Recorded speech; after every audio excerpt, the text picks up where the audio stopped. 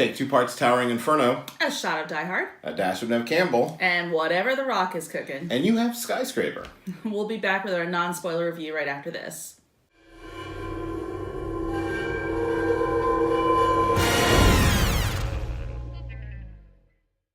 Hi folks, welcome back to Pop Pop Fizzle. I'm Jeff. I'm Heidi. And we just got back from seeing Skyscraper with Dwayne "The Rock" Johnson. Mm-hmm. I don't know if he calls himself The Rock anymore. Does he? He does. Actually, I think that's part of his Twitter handle.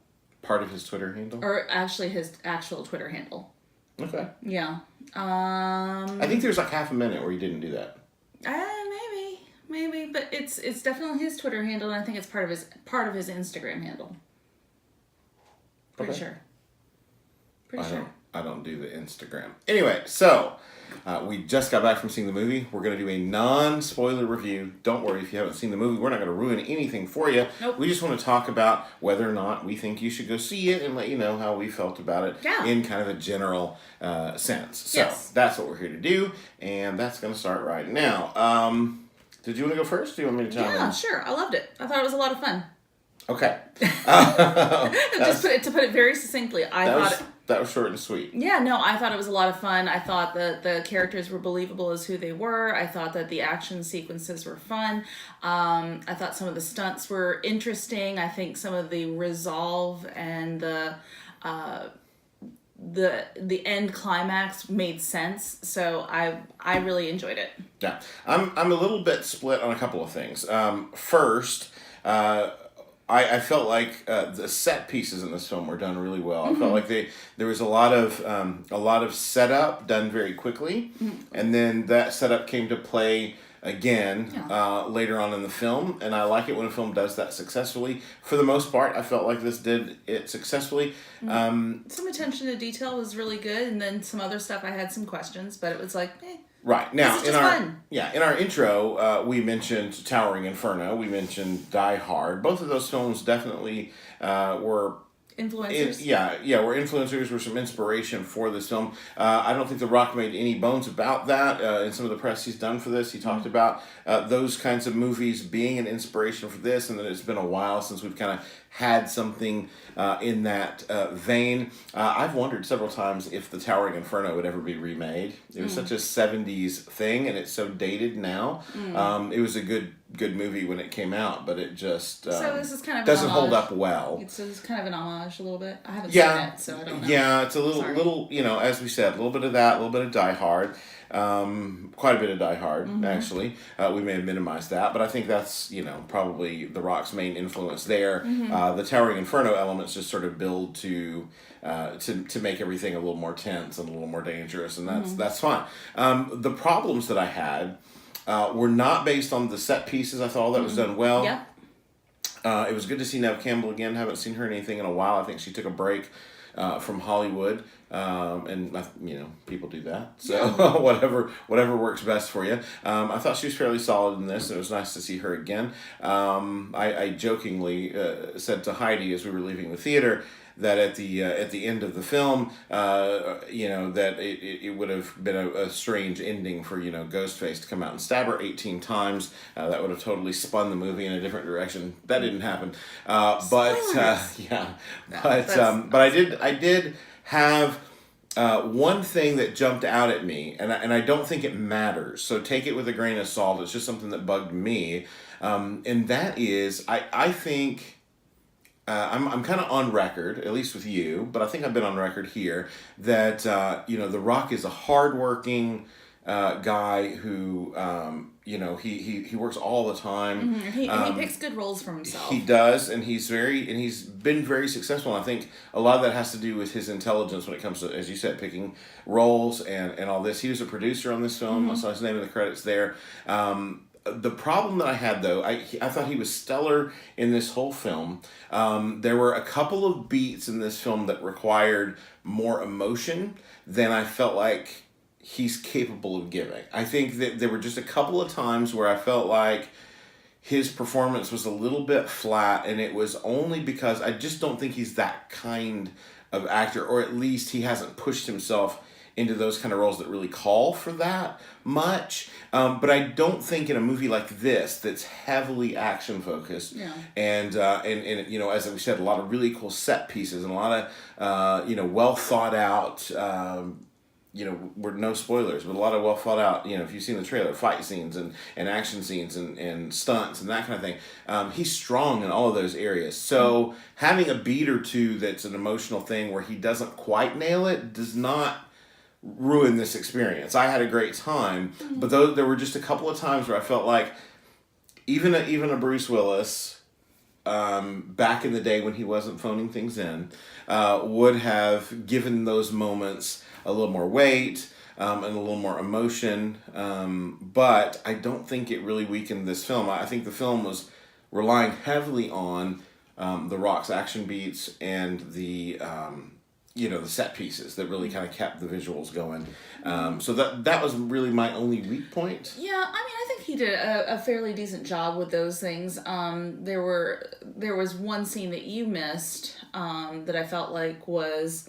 I have the bladder of a 6-year-old girl. Sometimes I miss things. It just happens. It happens. I missed a little bit of something too because I too have a bladder of a 6-year-old. And that's not to insult 6-year-old girls. Actually, their bladders are probably a lot larger than mine. I drink too much Coke too fast. That's all. So I think there was a bit of a scene that you missed that I felt like was really. I mean, I felt like it was his best emotional scene in there. So if you missed it, then that's, you know, oh well. But. And however, even still, like you said, it's not, I don't think the movie was depending on that. I mean, you get his motivation. Right. And I think from the trailers, you know what his motivation was. Right. And it was believable. I believed all of it. There was nothing about what he was doing in any point in the movie that I didn't believe that was his genuine feelings, you know, what he was trying to accomplish. For a second, I thought you were going to say there wasn't anything that you didn't find believable. No, but there were lots of unbelievable things, because in action movies there are unbelievable things. Yeah, lots of unbelievable things. But yeah, I mean, maybe I missed something that would have sold me on that more. The couple of things that I'm thinking of, and I can't say them because I would spoil something. That would spoil things. But yeah, there were just a couple of beats where I felt like if he could have. You know, his emotion was at a 2 when I felt like it should have been maybe a 5 or a 6, and maybe that was just an acting choice on his part. So you know, so maybe it's not a talent thing. It may just be that in that moment he just didn't read his character that way. But for me, in those moments, it seemed like it needed just a little bit more. But I mean, I don't think in 20 years down the road, you can prove me wrong. He could be Oscar winner of The Rock, but because I don't even try to predict those things. But it doesn't seem like he's choosing those kind of roles anyway, where he really has to flex his acting chops a whole lot. And that's fine, because he's good at everything else that he does. By all accounts, he's a nice guy. He works hard. He seems to be pretty generous with the people involved in these things with him. So I know, not taking any pot shots at the guy, not only because he could, break me, but I just don't think that those are necessarily the kind of things that he's going for anyway. Yeah. So to me, he sold him well enough that it was a beat or two that I was just kind of like, eh. But then we were on to other things, and it was fun and good. So and I had questions, like there were a couple of plot points where I was like, that seems a little weird, but it didn't take me out of the story. It didn't take me away from what was happening, and it was, I felt like it was a really fun movie. So my initial 2 sentences, I thought it was fun. I really liked it. Yeah, I do want to say kudos for this film. Having his character be someone disabled, and showing us how it happened very briefly, but also, giving us somebody who, he says, and I think it was even in the trailer, that he hasn't held a gun for 10 years or whatever, and so having him portray a character who, one, doesn't lean into violence, he's just in a situation where he has to act, and 2, a character who's disabled that does not give up. He's fierce about both his career and what he's trying to accomplish, and then, of course, as we know from seeing the trailers, the protection of his family. So I thought that was done really well. There were a couple of set pieces, a couple of stunt moments where I thought to myself, if any other person besides The Rock were in this situation, they wouldn't have the upper body strength to do what he just did. No. So that pretty much limits this character to needing to be played by The Rock, or else those wouldn't have been believable. Because he is The Rock, it was totally believable to me that he could do that with his arms only. So that to me worked as well. But, nice to see. Now, well, there were some points in time where his size was a detriment as Sure, well. So. sure. And I thought the movie handled that stuff well, too. So, all in all, though, but it was cool to see, a guy who is thought of as being strong and fierce and competitive and whatever in the real world play someone who's disabled, but who is... Played it well, too. Played it well, yeah, because there were a couple of moments where, like, just walking down the stairs with the prosthetics or whatever, where you saw him taking a little bit of effort and whatever, and so he sold those moments well, and I think, I just think he played it really well. So it's nice to see Hollywood use someone like The Rock to sort of say... a disability doesn't mean you can't be a hero. Doesn't mean you can't be fierce and competitive and go for it.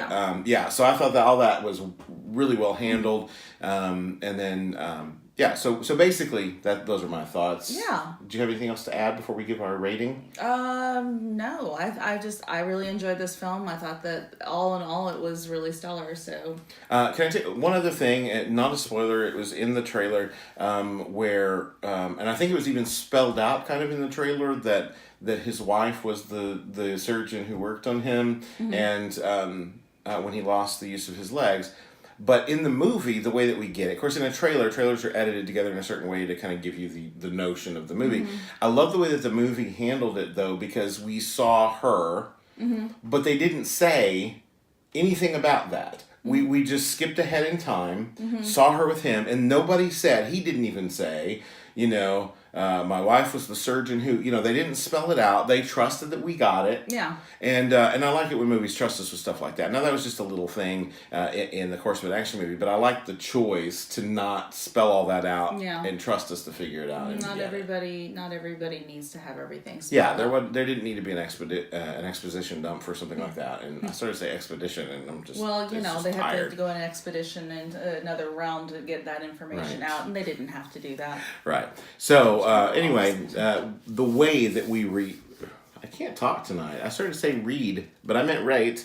I've had too much Diet Coke. It's beginning to affect the senses. Or maybe not enough. Or not enough, possibly, yeah. I could have damaged something. I was picking my nose earlier.